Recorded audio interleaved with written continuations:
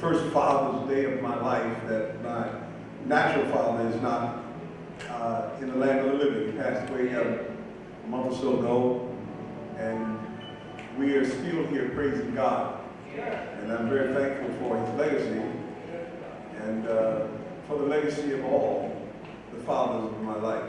And I'm thankful to God today also for, we thank God for the praise team and for the music, and for those of you who are viewing this by live stream or by whatever media means you're receiving this. We thank God for you. We want to thank God also for my wife and for her wonderful support and her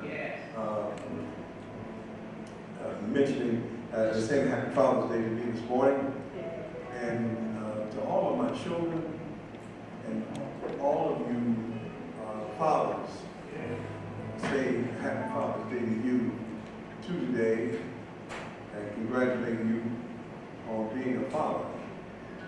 And so we thank the Lord for this particular occasion. And I have a message from the Lord for you today. On last week we talked about Babylon the Great. Babylon the Great is falling, being lights of the world. In the midst of the fall of Babylon, we talked about that last week. And this week, we're going to continue on. And I want you to listen carefully.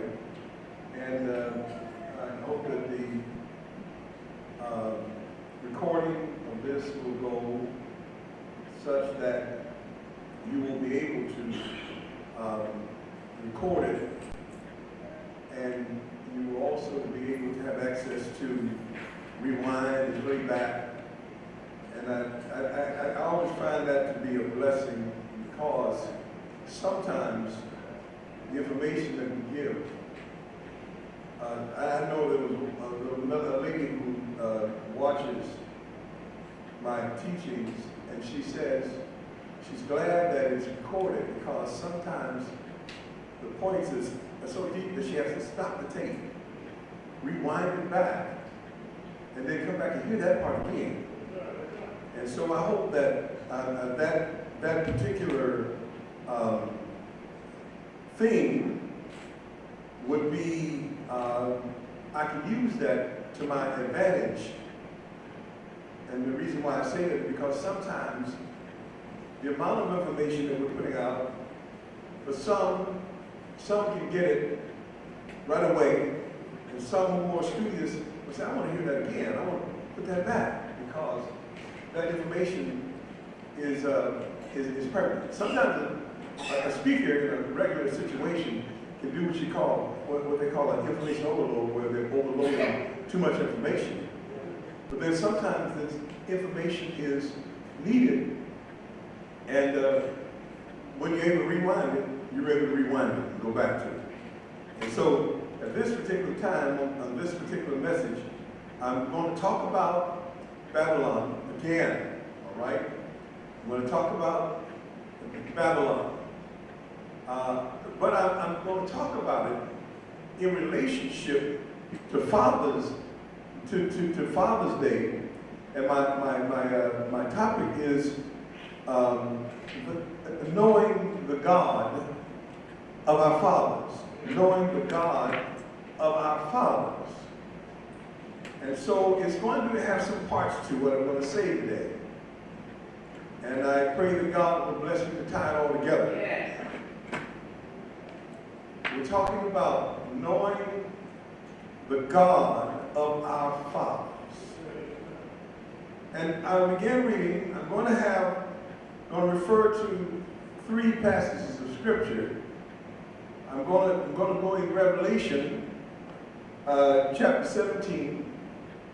I'm going to refer to Romans chapter 1, verse 21. I'm going to refer to Genesis chapter 11. I'm going to refer to, give one more, Proverbs chapter 13. In this particular order, I'm looking at, in this message, talking about Babylon and the false gods of Babylon. And I want to talk about how, that'll be in Revelation 17. Revelation 17 is the final situation that Babylon is in over Revelation. But in Genesis 11 is the beginning of Babylon and the false gods. And then in Romans, Paul discusses the false gods and how they're made. He discussed the false gods and how they're made and what they mean. And so, with the Genesis passage, we're talking about the origin of false gods and false religions. In Romans chapter 1, the Apostle Paul discusses and describes false gods and false religions and how they came about. And in Revelation chapter 17, it talks about the false gods and how the false gods all originated in Babel, Genesis chapter 11. So we're tracking the false gods. We're tracking the false gods that are false religion and false gods that was established in the world in the book of Genesis, chapter 11, at the Tower of Babel. Men were trying to build a tower up to heaven. And it was all idolatry. Idolatry was the worship of false gods. And they spread across the world and put this poison in the world. And so then in Romans chapter 1, Paul describes it. And in Revelation chapter 17, it is described again as Babylon comes to her end. Now the question might be in your mind, what does this have to do with the God of our fathers and Father's Day? Well, that will be brought out when I discuss the proverb that talks about a good man leaves up a heritage for his children. And so then, what point am I going to make? And hopefully I will help you in your mind. Sometimes we speakers, we use, maybe it's sort of like riddles or something to bring you into it. But then I take the approach of explaining my path in the outset of what I'm doing. So in other words, I will go to Proverbs chapter 13 and talk about the good heritage of a father. And I'll use that against or compared to the false gods that have been made by the world, as described in Romans chapter 1. And what I want to do is I want to show that our fathers, and I'm particularly talking about saved fathers. If you're a saved father, you had a saved father. And even if your father wasn't saved, and he knew about the only true God, and he told you about it, he sent you to Sunday school or whatever, I'm dedicating this to any fathers who have given to their children the heritage of the faith of God. What I want to talk about and what I want to do is I want to cause us to rise in our respect for what our fathers have done in a world of false religions and false ideologies. In a world of those things, we ought to praise God for what our fathers have done to give to us the true religion. And so, and then I would like to say on the end of this that regardless to the generational characteristics of the generations, we need to be confident that we have received from our fathers the one and only true and living God, and we should not be moved by the things that come upon the face of the earth and the challenges that come. We should continue in the heritage of our fathers. Now, in Revelation chapter 17, I'm reading a passage that's further over. It's normally good and correct to read the one that's furthest to the left from the beginning.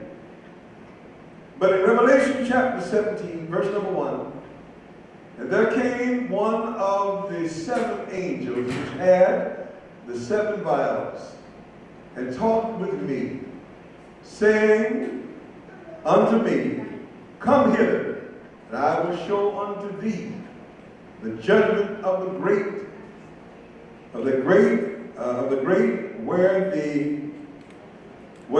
where that sitteth upon many waters.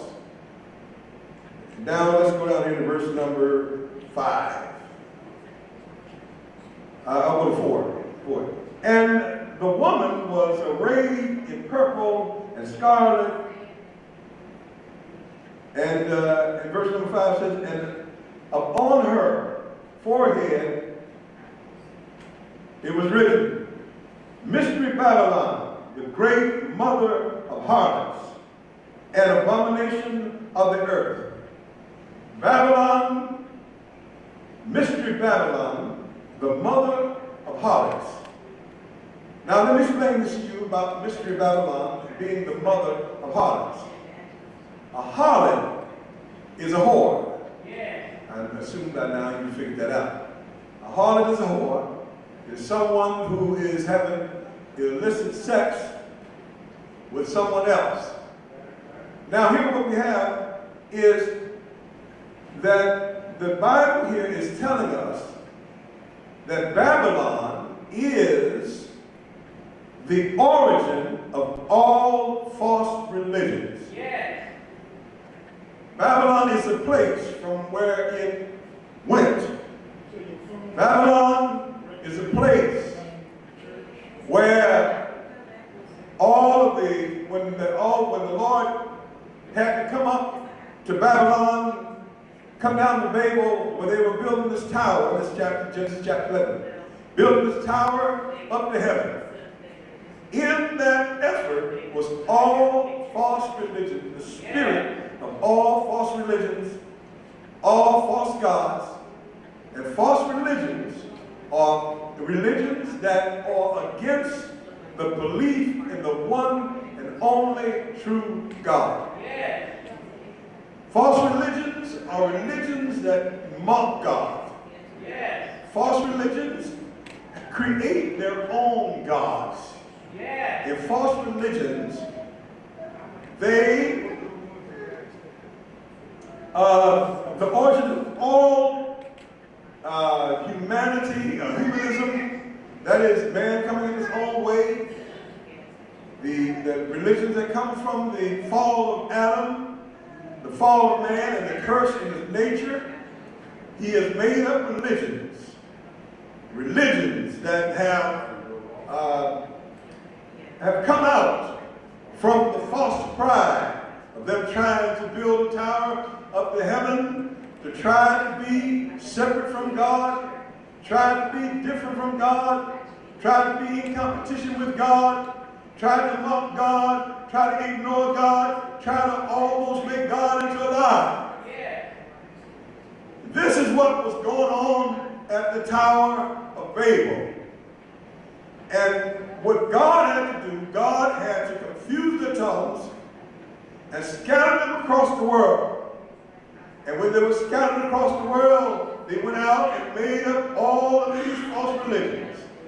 When they were scattered across the world, they went out and made all of these religions that were false. And let me tell you this, that those religions were, they were charged, and their source of energy was from the devil. So all of these false religions were working together with human nature and with the devil, creating all kinds of crazy ideologies and all kinds of crazy religions. Let me tell you something else about these false religions.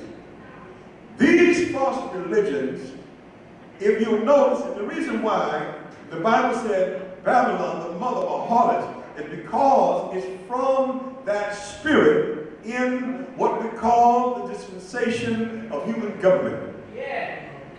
The dispensation of human government is the time period when God allowed man to come in his own way based on his own human nature, his own sinful nature. And the Tower of Babel was a result of man being let loose. And it was a result of man going according to his own human nature and according to the influence of the devil. At the Tower of Babel, men created their own ideals of God. That's why I say in Romans, Paul says that it came that when they knew God, they glorified him not as God, neither were they thankful, but became vain in their imagination. Let me say this to you about false gods.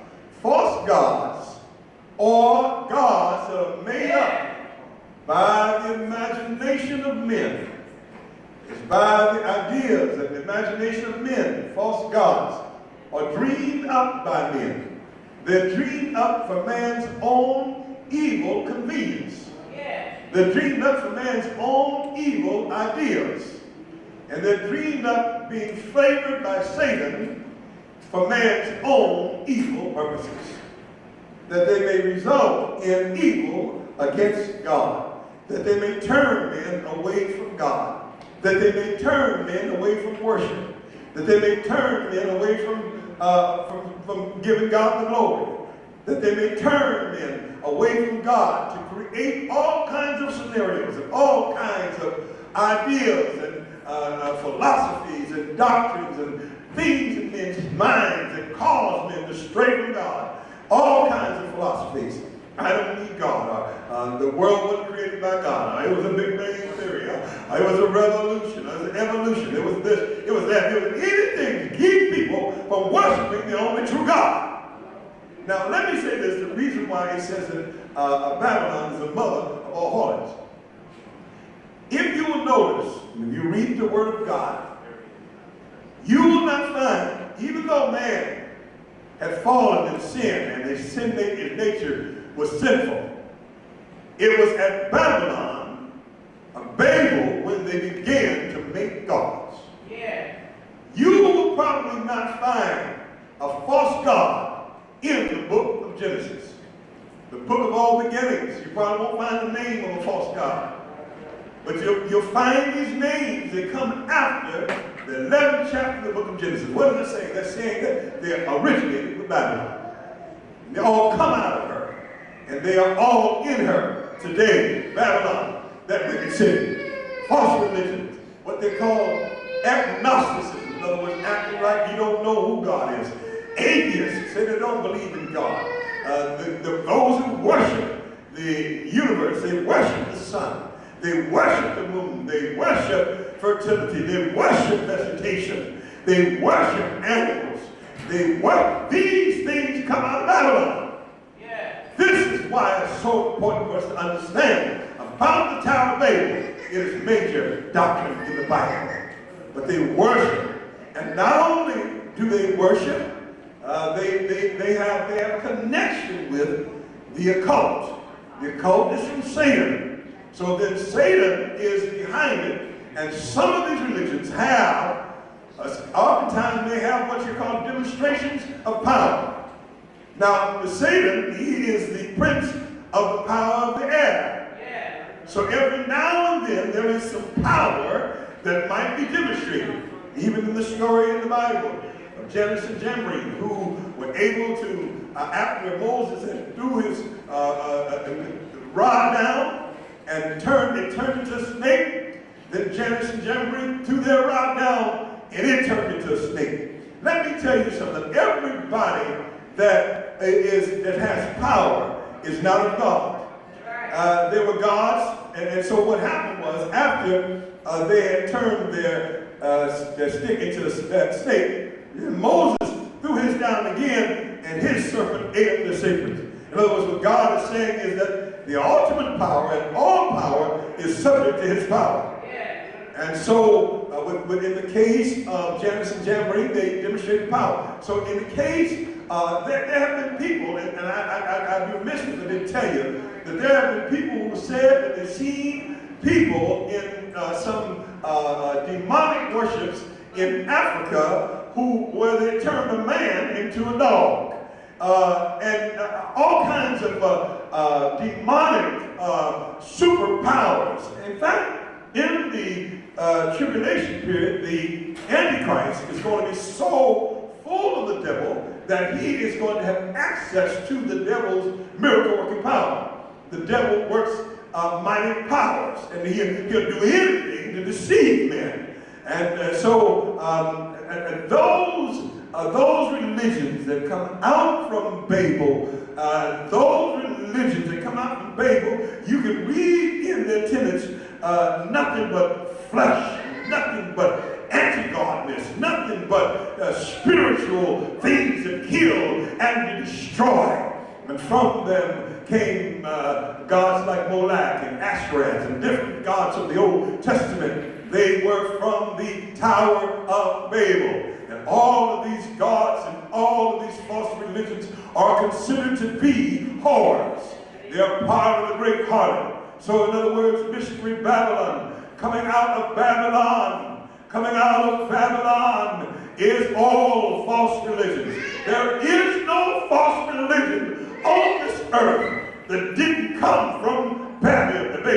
It didn't come from the spirit that was at the Tower of Babel, and is not included in the destruction of Babylon described in Revelation chapter 17 and 18.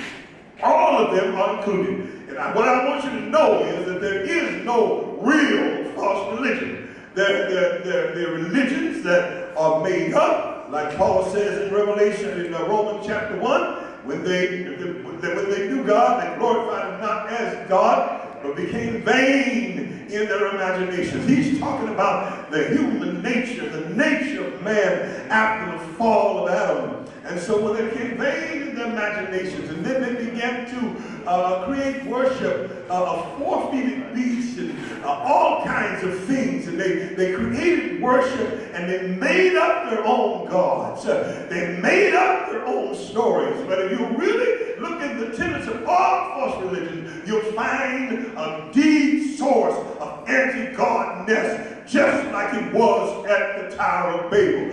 These false religions are actually, what you may call the children of Babel. These false religions, I call them that right now.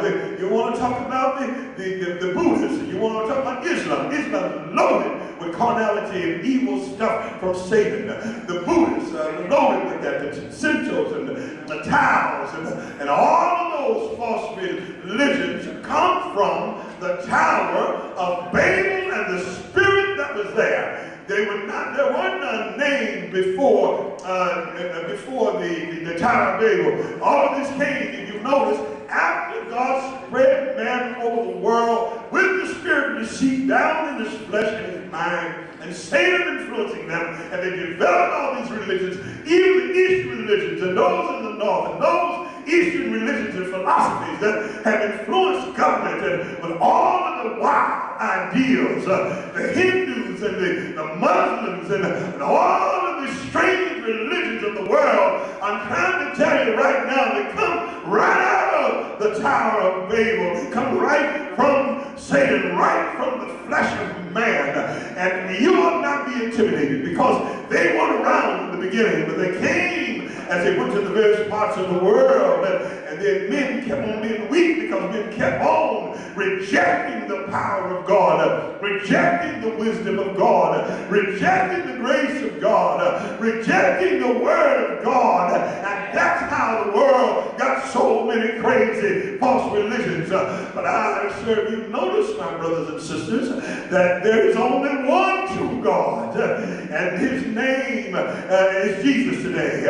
And so therefore, we must understand that even though these religions, they say, you go to these countries and you see these people doing these crazy things, walking on the bed of nails and trying to walk through fire and trying to do all kinds of, and being starving to death, and a whole 400 or 500 pounds, 1,000 pounds of beef sitting right there. They talk about a holy cow of the spirit, and talking about the spirit of reincarnation, and all of these ideas come from the Tower of Babel. You can search them back and take the trace right back to that. Reincarnation is one of the things that they want to say, stop you from believing in the eternal God, stop you from worshiping God, and stop you from giving God the glory, and stop you from getting ready to meet the Lord in the air in the rapture. So let me say that to you. I said enough about the false gods. But now what I want to do is I want to talk about the God of our fathers. You see, the God of our fathers is the God that our fathers have introduced us. And I think we have a problem today because we're losing our appreciation of our heritage. And we talk about the attitude that people have about church, and the attitude that people have about religion, the attitude that people have about worship. I want you to know there's quite a few dynamics going on here now. The dynamics, first of all, let's establish one point, that we are serving the one and only true God. All right? And there are some proofs of this. There's some proofs of things that prove it. In Romans chapter, I think it's chapter 1, where Paul said that they are the creation, the things of the creation, and the fact that the Creator has made everything in order is the first gospel. The gospel is preached to us from the creation. Hallelujah. So our first message of the gospel is the creation. Before we ever go into a church, and sometimes because people will never go in church, God is already preaching every day. When you're out, even when you're out there in the desert somewhere, and you're worshiping a false God, you got to look up and say, wait a minute, there's got to be a God somewhere. There's got to be somebody who created all of this and put everything together like this, and there's got to be a God that makes my body and every part of my body function together, that every sinew and every cell has a perfect purpose, and everything is needed for the body to function. Who put that together? Praise God. Now, you can be influenced by a demon if you want to and say, oh, it just happened by accident. But if you really realize, if you have to know, there's got to be a God that put the human body together. There's got to be a God that made the skies and put the stars into space and put the moon in place and put the sun in place and caused the sun to come out accurately on time to give life for photosynthesis to the vegetation of the earth to feed our bodies. Got to be a God that has provided enough resources on this earth for us to have food, eat, everything is in order. Our grass doesn't grow in the bottom of the sea, but it grows on the ground. Our fish don't fly in the air. They're in the sea where they belong. Everything is in order. Everything is right. God has made it. God created it. And that's a sermon in itself. In other words, we know about our God by the sermon that the universe preaches to us. It's preaching to me every day. When I have a certain amount of breath that I breathe and my body's function correctly, and it happens just like, and I don't even have to think about it. It's that there's a God somewhere. Paul said that's a sermon in itself. When you look out of the skies, he said the universe is preaching to you. And you look and you see the wind, the summer, and the winter, the springtime, and the harvest. The universe is preaching to you. You get preached to every day if you don't go to church. When you step outside of your house and you see the grass growing in the trees, it is preaching to you. And Paul says it is preached such a profound message. It says there in Romans chapter 1, they are without excuse. You can't make up anything. You have no excuse. You've been preached to. He said the universe itself has revealed it to you. If I don't get another sermon, when I look up and can see your glory, I'll give you the praise. If they close the church down, I can't go to church, when I look out and see how the oceans only come in so far, there's enough water in the ocean to cover us and kill us all. But God said in His Word, only come so far. When I see how the oceans only stop and won't go no further, I have to lift my hands up and give Him the praise, because the world and the creation is preaching to me. You get no excuse. The creation, the breath is in your body, man. You have no excuse not to worship Him. You have no excuse not to praise Him.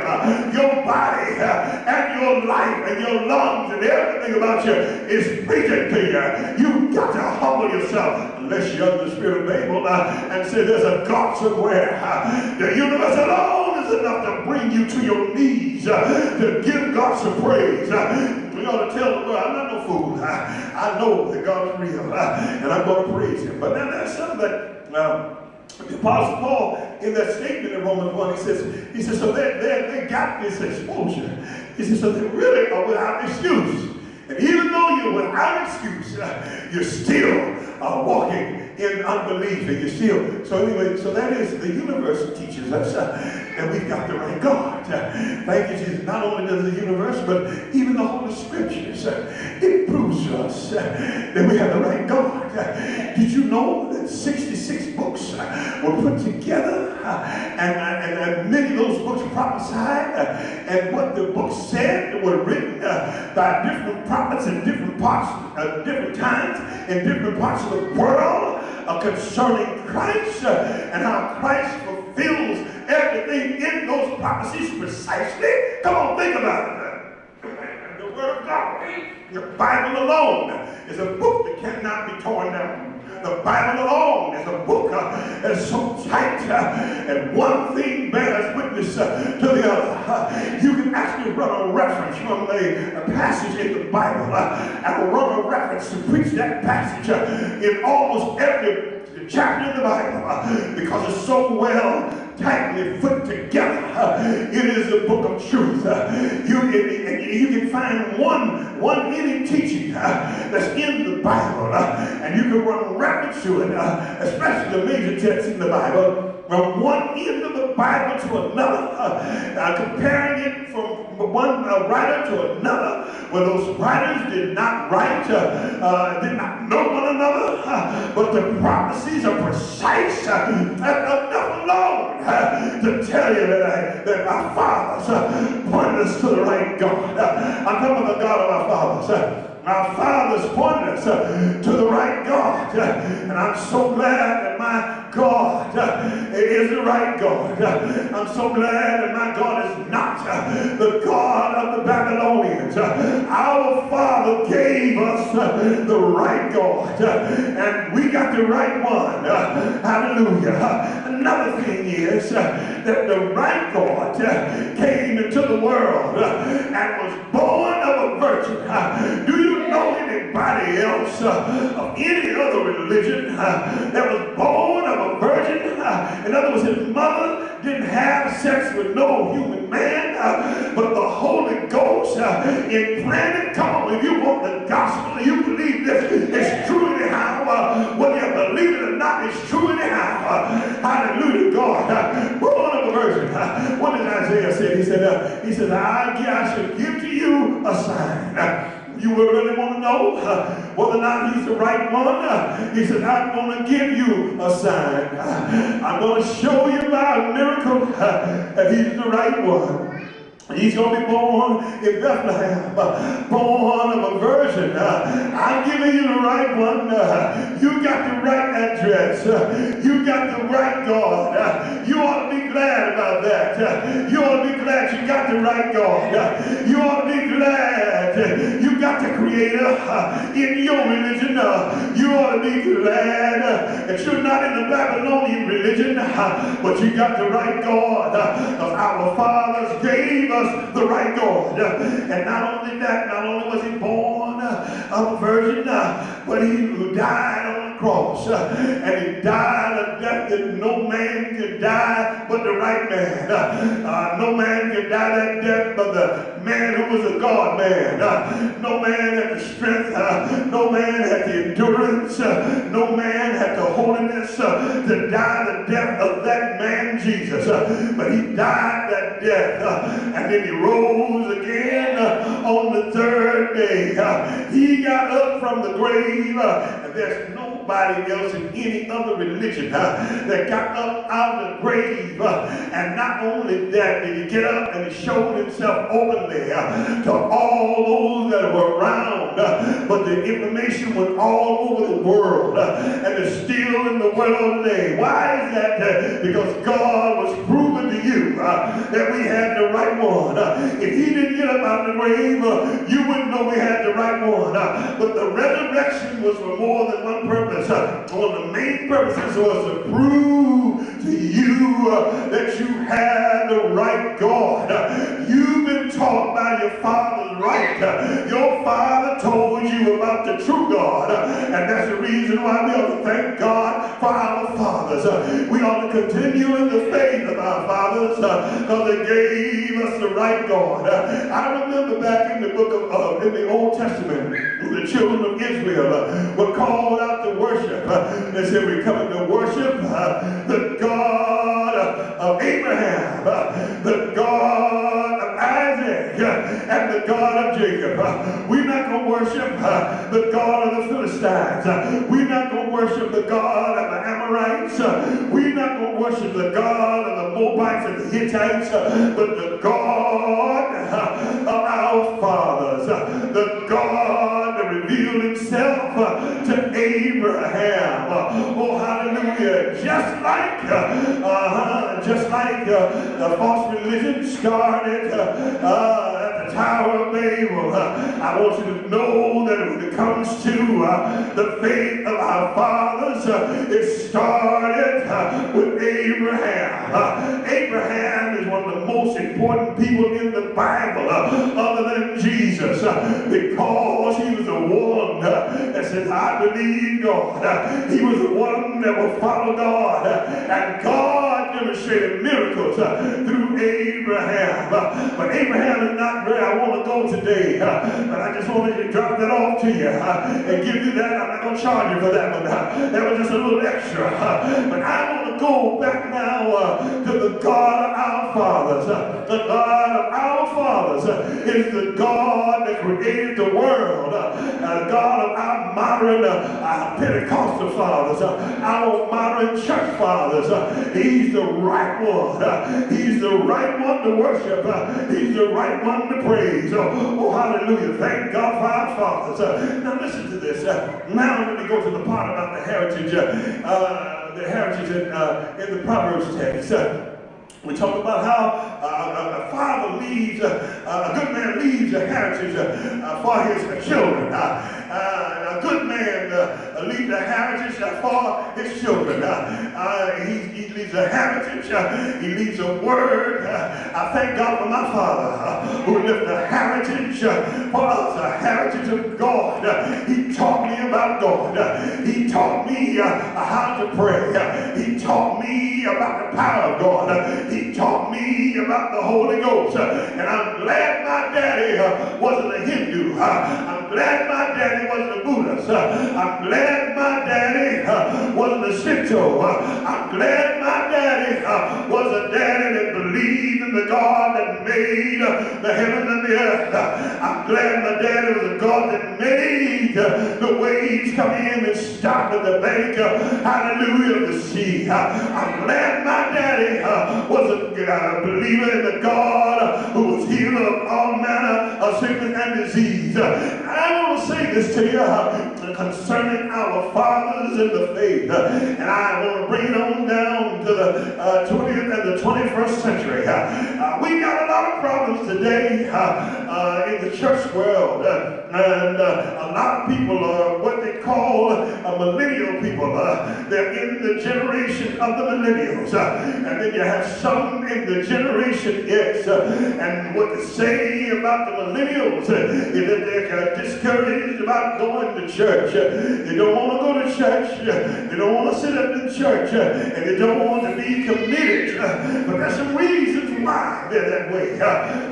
Some of them are bogged down with bills and things and the cares of this life. But I want to share this with all of you, especially you preachers out there, that we have to be careful. I know sometimes we go to seminars and we sit in on seminars and try to explain to us how to reach the millennials, how to relate to the millennials, how to get the millennials' attention. But I want you to know, you back up just for one moment here. We got to realize that there have always been problems with people when it came to church. No matter what generation, no matter what age it's in, you go all the way back to the Middle Ages, and you go all the way back to the Reformation period. There was always a challenge of getting people involved in religion.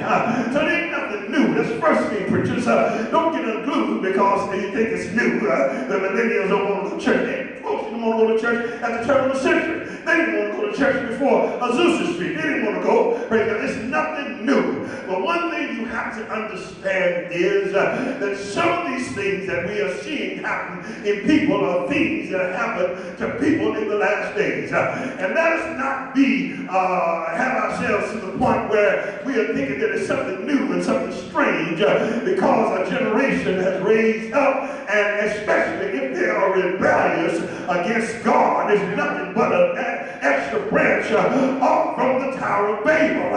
And you don't need to get all upset and try to come up with something else for people, or something other than the gospel, or something other than the God that your fathers gave you to try to get across. And I'm going to tell you something else too. My research, I found out that a lot of us in these churches are causing millennials. We're breeding millennials. And one of the reasons why, and I say this, that we are the ones that are partially the fault for the millennials having the attitude they have, is because we have stopped respecting, I'm talking about this generation of preachers, have stopped respecting what our fathers gave us. And we're running to and fro, trying to put together a mega church, leave the gospel behind, never mention the gospel, and trying to play tricks on people, and trying to play tricks with offerings and all kinds of things. And what is part of what makes the millennials what they are is they're sick of it. They're sick of us not being able to preach the gospel, sick of us just being gimmicking, sick of us trying to just build a church, a mega church, leaving the gospel out. If the millennials saw the power that the generation had before our generation, if they saw the crutches being hung on the wall from the lame getting them out of their wheelchairs, if they saw those that were healed from their bodies, from the sickness in their body, if they heard the preaching of the generation before that was able to preach men out and preach them free from being cocaine addicts and the gospel really changed the life of their mother and their fathers, and they really see the preacher into the gospel, they wouldn't have this complaint so much. But it's what we've done with the preaching of our fathers, how we laid it aside, how we kicked into the side, rejected their advice when they tried to tell us how to preserve the church. And got men like Bishop James J. Johnson, who by and large the PFW tried to kick him off to the side when he tried to warn them about the things that will bring the church down. We said we don't have time for the gospel. We don't want people preaching the gospel in our conventions. We're part of the problem. We're creating millennials. They're sick of it. They can see through it that you're not really sincere. They can see through it it's nothing but form and fashion. And they want no part of it. Hallelujah to God. The millennials are affected by us. And not only are they affected by us, they're affected by the last day disease. There's just certain things going to happen in the last days. He said the love of many will wax cold. Many will fall away. That's just going to happen. And I don't believe that we ought to lose sleep trying to change our churches around, take them out of the realm of the gospel where they should be, to try to win some people who are discouraged about God. Sometimes we need to stand up and find out, what are we doing? I know we go to pastor's meeting and they want to talk about the millennial, but what are you doing? Are you doing enough to preach the gospel? You know, there's a whole lot of us don't have enough knowledge, and and that the word of God is powerful. It's sharp and it's powerful, and a lot of times we don't have enough knowledge to give people, so people can stand up and declare they have a reason to worship the Lord because they have understanding. They have a reason to worship the Lord because they know something about the power of God. As Bishop Noel Jones said when he evaluated the millennials, he said the millennials want you to show them what you're talking about. They want you to show them the power of God. They want to see sincerity in you. They want you to explain to them, to be able to show them. They want you to find them where they are. And that's what we got to do. We got to give them the word. We got to be able to answer the questions. And there are different breeds in the previous generation. The millennials come out from the grandchildren of the generation before them. Maybe they were the baby boomers before that group. You see, I come out of a generation where my mother and father were married, and they stayed together. Praise God, they stayed together. Most of us, we were children in that kind of generation. But the millennials come to a generation to where they made their mother and father may have broken up. You see, people used to stay together no matter what. They used to stay together until the children get grown. And now they stay together when they realize they're grown, then they're gone. But the millennials have gone through this, and they have gone through this period where there's breakups, and some of the millennials have been on their third marriage right now. They live in an unstable society. They don't want to hear what the old lady said about hanging there with your husband, but yet they want to have all the blessings. And it's a candy generation that wants all the candy and the popcorn, and they don't want any responsibility. They don't want to be committed. Now listen, I can't deal with that. I can't stop my ministry. I can't stop and carve a ministry out for somebody who wants to be uncommitted. What I can do for you is I can give you the gospel. I can show you the power of God. That's the part that the church needs to do. The church needs to get more sincere. The church needs to lift their hands up and say, let's have real church. We need to stop boycotting and keeping people out the pulpit who are going to really preach the gospel. We need to be accountable. Praise God. You can't live any kind of way in the pulpit then expect people to follow you and have confidence in you and have confidence in the church system. If the church system lets it establish down and let everything go from the pulpit front to the door, then don't be surprised if you raise up a generation like the millennials who don't want to have nothing to do with you. Praise God. That I'm so thankful to God that our fathers gave us the right God. It's nothing wrong with the God, but there's something wrong with us. I'm so glad that my father gave me the right God. He introduced me to a God that can heal all manner of sickness and disease.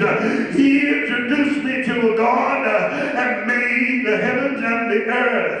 My father introduced me to a God that was able to walk on water. My God, my father introduced me to a God that was able to save me. My father introduced me to a God that died on the cross and rose again on the third day. My father introduced me to a God who was able to bring me out. My father introduced me to a God that told me about holiness and righteousness. My father introduced me to a God that brought the children of Israel through the wilderness, brought them through dry ground, through the Red Sea. My father introduced me to the God of Abraham, the God of Isaac, and the God of Jacob. My father introduced me to the true God who was with Daniel in the lion's den. My God, my father introduced me to the God that was walking around in the fire with the Hebrew boys. Yes, he's worthy to be praised. Now listen to this.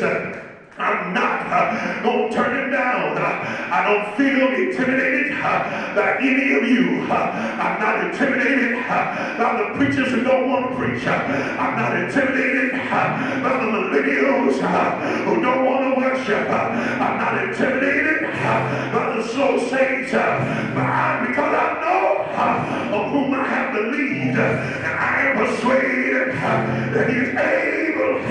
I said he's able. Hallelujah, to bring me out. I worship him. I praise him. I'm going to hold on to the God my father introduced to me. I'm going to hold on to the God that healed my body. I'm going to hold on to the God that's a provider. I'm going to hold on to the God who's holy. I'm going to hold on to the God that created the heavens and the earth. I'm going to hold on to the God that gave me light and understanding of who he is. I'm going to hold on to him.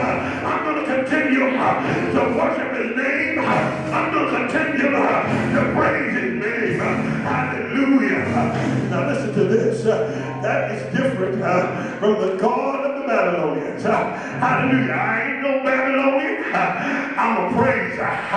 Yes, I am. I'm a praiser. I get joy when I think about what he's done for me. I get joy when I think about how he set me free. I'm even going to praise him. I'm going to praise him. Praise him in the morning, because he's all right. Praise him at noonday, because he's all right. Listen, I believe that a lot of what this generation is experiencing is based upon the abandonment of the God of our fathers. We churches, no gospel connection, no power, can't win nobody. A lot of times people are, and I just say this in all due respect to every generation. There are people who say in Generation X that the generations should communicate with one another and we can save the church growing process. But what I'm going to say is this, is that we need to try to understand one another, but for the church to keep your eyes open, because sometimes generations rage in illegitimate complaints, and because they are going the way that the apostle already told us, it ain't always the church's fault in every respect. If people become to the point where they don't want to be committed, and they don't want to come and don't want to come to church, don't want to be committed, don't want to give up nothing to praise God, if they want to be just like Jesus talked about, he sowed the seed among thorns, and the cares of life came and ate them up. All this is in the Bible. It tells you.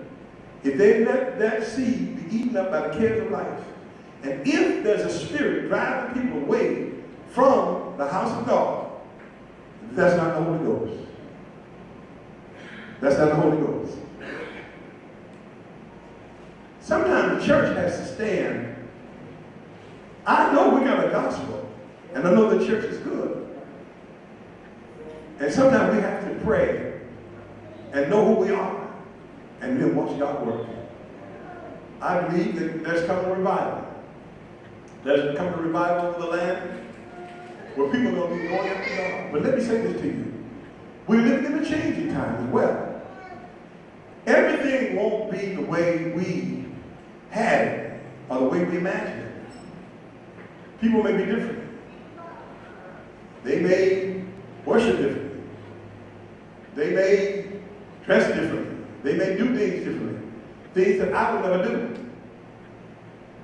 Now, I know certain things like, so I getting a nose, a ring through their nose and their tongue, all diamond stuff right through your tongue. I wouldn't do that. No. But I ain't going out fighting nobody over it because people ain't listening. So people will be different. They're going to be different. They may worship different. Preachers may, next generation of preachers may look altogether different from me. But one thing they must keep is that God of the fathers. Whatever method you choose, however you dress, however you come, yes, you keep yours, you do yours, I do mine my way. I like this, you like that. But one thing we need to have in common is that the blood still works. Now don't get to the point where the blood don't work no more. And the gospel of Jesus Christ is not appropriate. I don't care if you got a nose ring or earring, nose on, or hair braided or whatever, you still have to have Jesus. You still have to have the blood of Jesus. No matter what the changes are, we have to keep the God of our fathers. So today I'm very thankful for the God of my fathers. And I'm so glad that was the greatest thing that our fathers could give us is the one only true God. God bless you.